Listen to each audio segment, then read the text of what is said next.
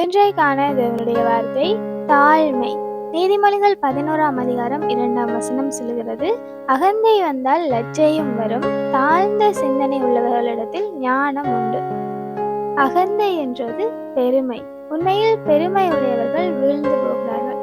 நாங்கள் லூசிபரை எடுத்துக்கொள்வோமாக இருந்தால், அவர் தான் தேவனுடைய இடத்துக்கு வர வேண்டும் என்று சொல்லி இதயத்தில் நினைத்ததன் நிமித்தம், அதாவது இதயத்தில் பெருமை கொண்டதன் நிமித்தம் அவர் தள்ளப்பட்டு வீழ்ந்து போகிறார்.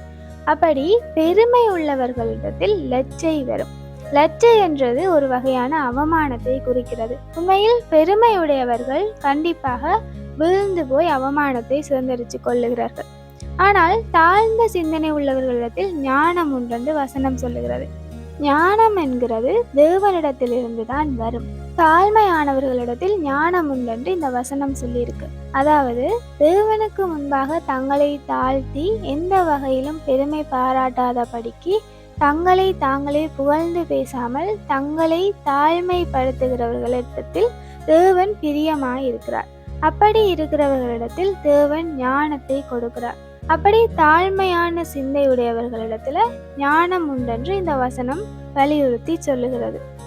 ஏதாகிலும் ஒரு காரியத்தை குறித்து நாங்கள் பெருமைப்படுகிறோமாக இருந்தால் கண்டிப்பாக அந்த காரியத்துல நாங்கள் வீழ்ந்து போவோம். ஆகையால எந்த காரியத்திலும் எந்த சந்தர்ப்பத்திலும் எங்களை நாங்கள் புகழ்ந்து பேசாமல் எங்களை நாங்கள் பெருமை பாராட்டாமல் தாழ்மையாக இருப்போமாக இருந்தால் தேவன் எங்களை அளவில்லாமல் உயர்த்த போதுமானவராக இருக்கிறார். Have a nice day.